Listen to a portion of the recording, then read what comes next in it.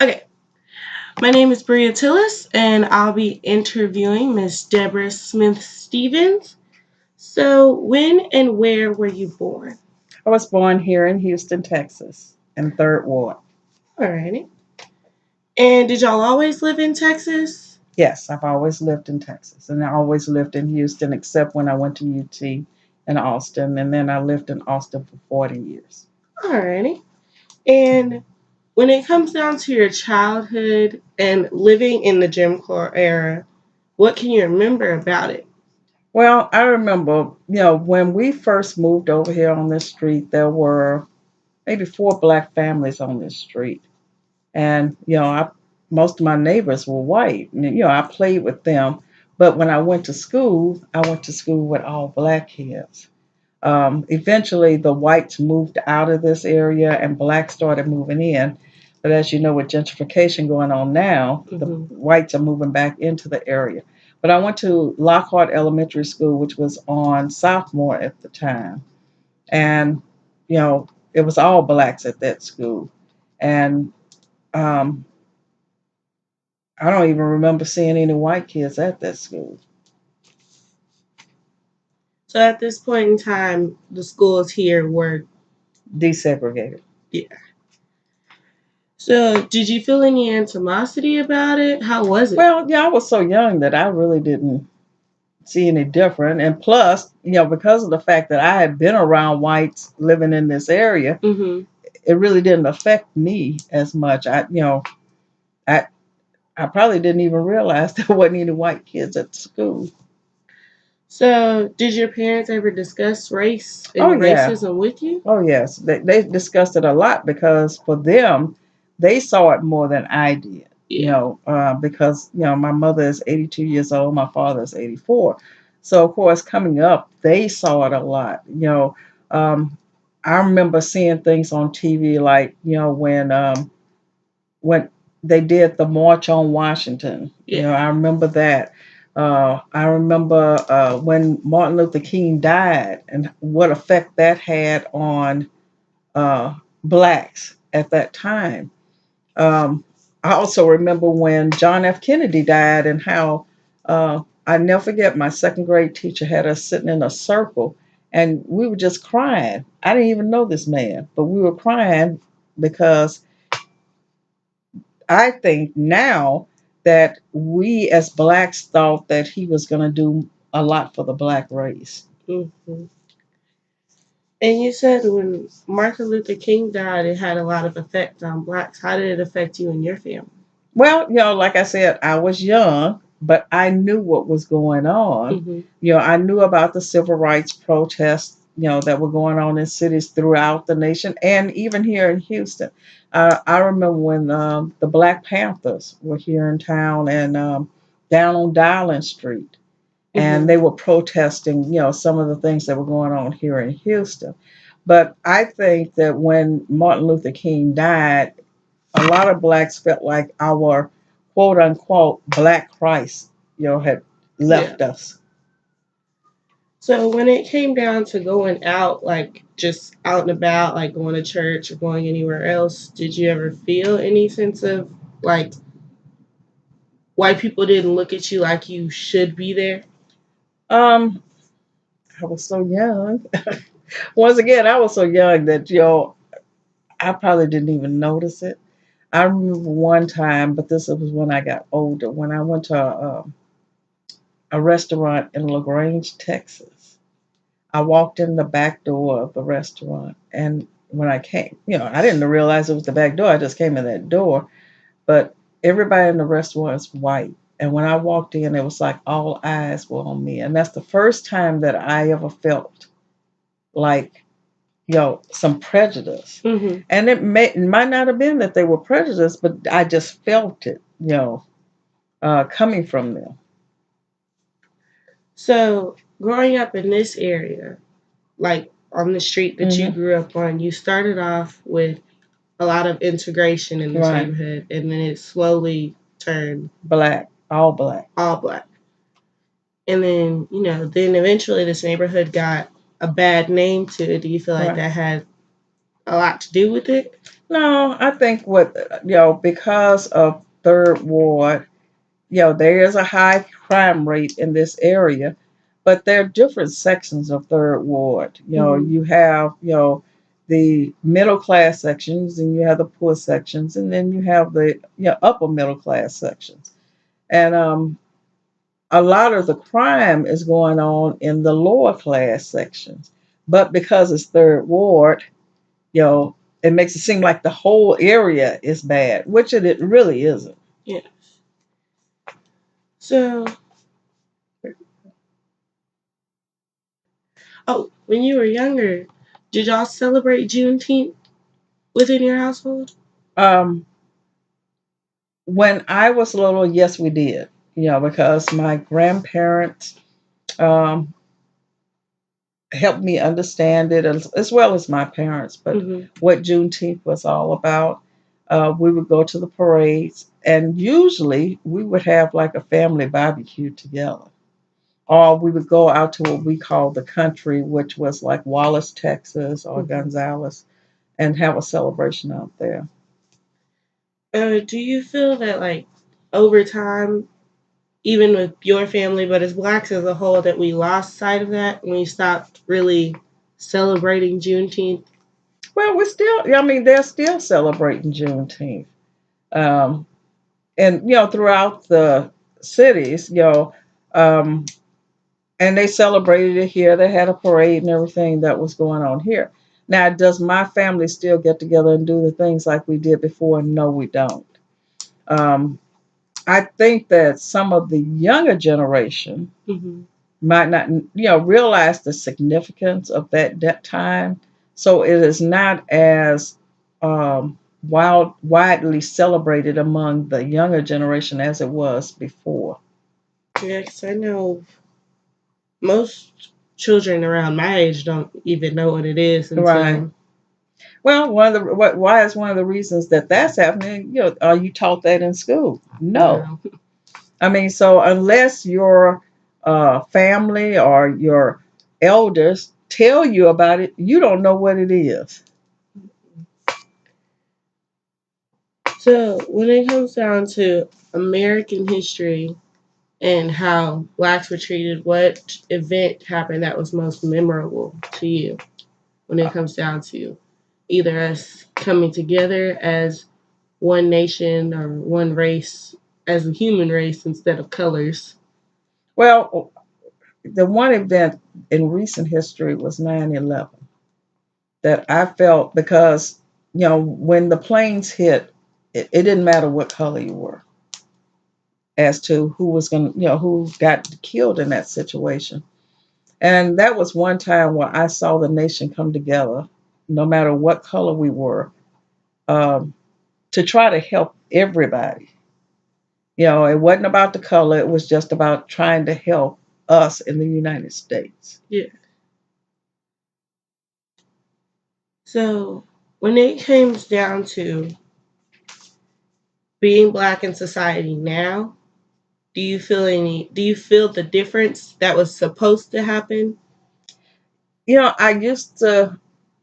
I was praying that we would progress. Hmm.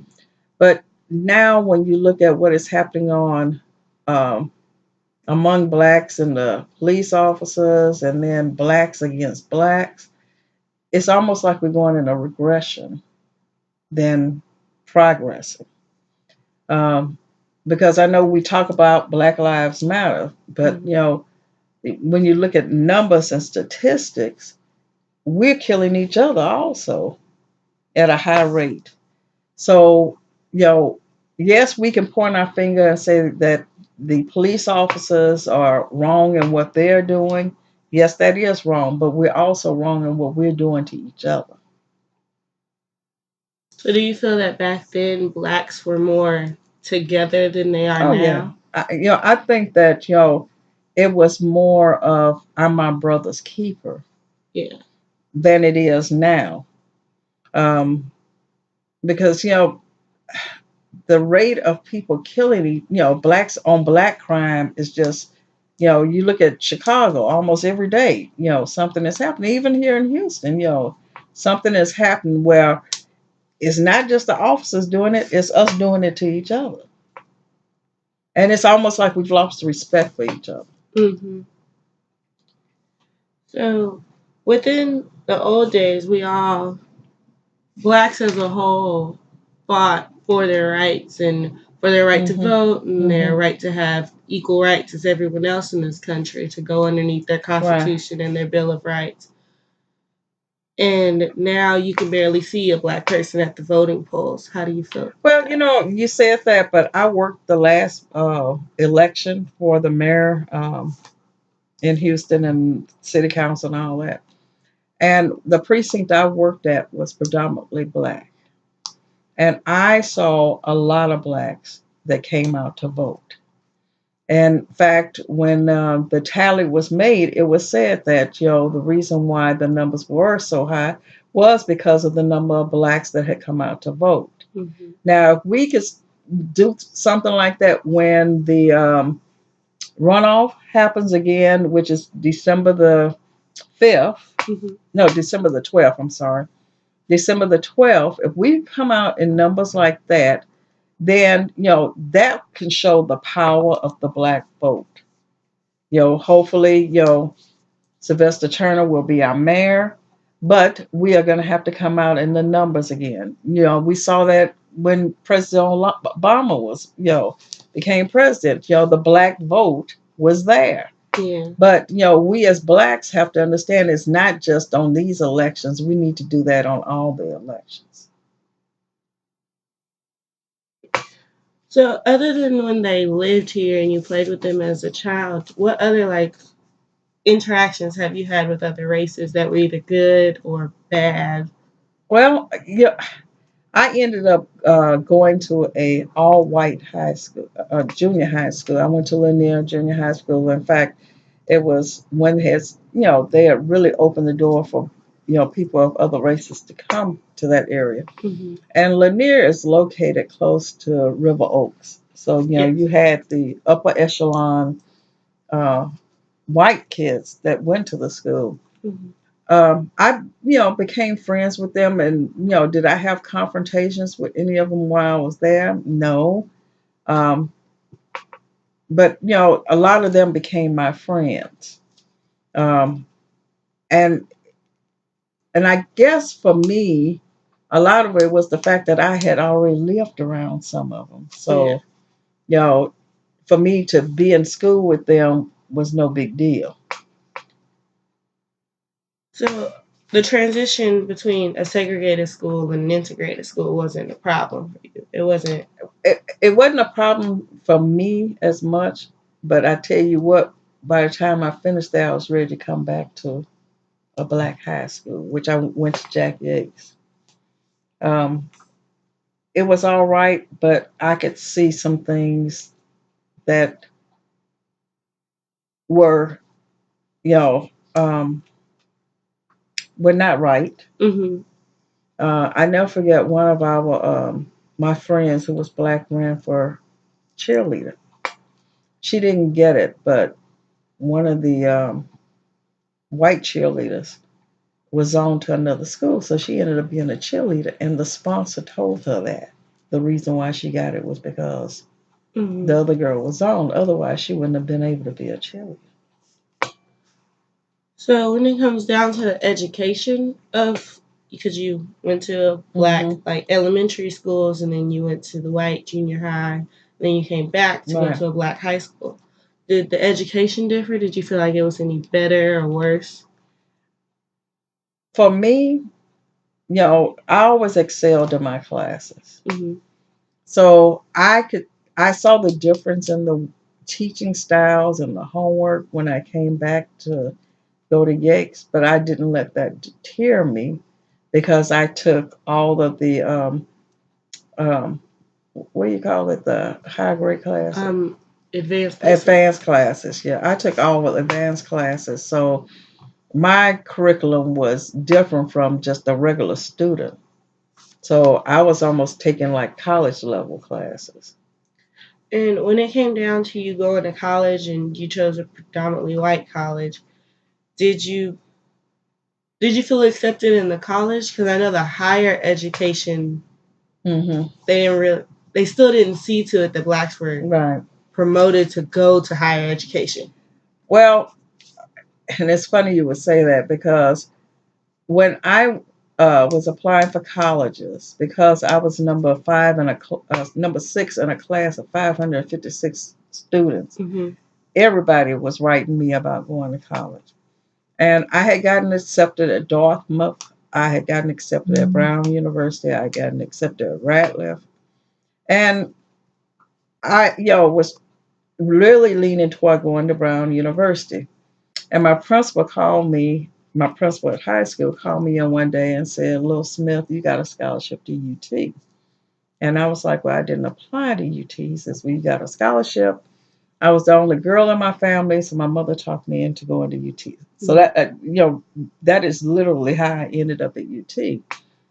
And it wasn't until I got to UT to realize that 90% of the other blacks that they brought in, which my class was the largest number of blacks they had brought in, Hmm. but 90% of the students that came in that year with me were on the same scholarship I was on. It wasn't based on academic, it wasn't based on financial need. Hmm.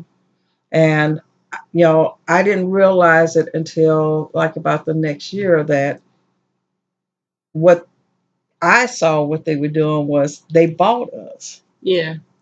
because they were trying to get numbers, so they bought us in. Did a lot of people flunk out? Yes, they did. But what did they do? They went and bought some more. So they just wanted diversity. So they Right, offered you money so right. you They would saw I come. offered money, and people went for it. Now, my first year at UT, um, it, it was not a pleasant time because I never forget there was a professor in the biology department that his first day of class, because there were like maybe 200 people in his class, and there were so few blacks that all the blacks would sit together. Hmm. And that first day of class, he brought out charts showing that the inferiority of blacks versus whites, and how blacks had an extra bone in their foot. This first day of class, and that there was a certain group in here that were going to flunk his class, and he looked straight at the blacks. I wasn't in that class, but of course, the people that were in it came back and told, and there was a protest held on campus. We had a walkout Hmm. protesting what had gone on, and went to the UT Tower and sat out there. And in fact, it made nationwide news because the Mexican American students started protesting also, and they went and took over the president's office. I mean, so I had to endure things like that. Now, did I endure it with any of the students calling us out our names? I never endured that. But that was blatant racism right there Yeah. as to what went on in that class. So did your parents feel that you received a better education if you instead of going to a like an HBCU or something like that? Oh, you know what? I really don't see if that they thought that because both of them went to HBCU. They went to Prairie View. Hmm. But I didn't put Prairie View on my radar. I think it was more of my doing than their doing, and whether I went to a HBCU versus a quote unquote white university. Yeah. So other than everything else, your experience with white people over the time was pretty decent. And then you experienced some racism throughout college. Oh yeah. And then once you got older, did it get better or worse? Um, Like in the workplace. in the workplace, I worked for the state. I worked for Internal Revenue Services for 10 years, and I never really, never, felt the racism, but I was the only black supervisor in my area Hmm. for years. And to me, I kept wondering why aren't there other blacks that are supervisors in this area? because I knew other blacks that have were applying for positions. So I call it under the table racism Mhm. that was going on. And then I started working for the state of Texas, and I never really felt any racism while I was there. Mhm. Uh, but then again, there's always under the table stuff going on that you don't But you see. don't know Right. about. Well, oh, that wrapped up my questions. What would you tell young people today about? Because it seems like you pretty much overcame any racism that was thrown hmm at you. What would you tell them now? Well, one thing I would tell them is, they need to live above what is going on. Mhm. You know, if they feel that racism is happening to them, go to the proper authorities and tell them. Go to the NAACP and let them represent them, and and not try to fight it on their own. Mhm. Because I appreciate what the students did in Missouri, and staging the walkouts and everything. Um, and those means are effective as well. But when you're in it by yourself and you don't have, in that situation with several students, but when you are just being the victim of it and you're by yourself, it's almost like you need somebody else to help you, Yeah. to understand what you need to do. Mhm. All right. Well, I thank you for your time. Thank you. And